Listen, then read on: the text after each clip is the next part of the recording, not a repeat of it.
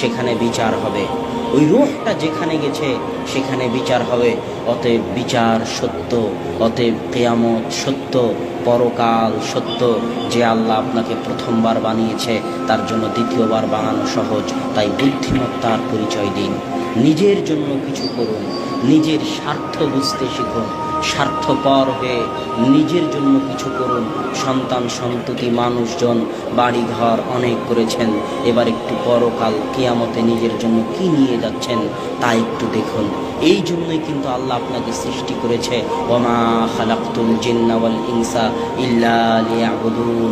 মানুষ এবং জিনকে সৃষ্টি করেছি শুধু আমার ইবাদত করার জন্য।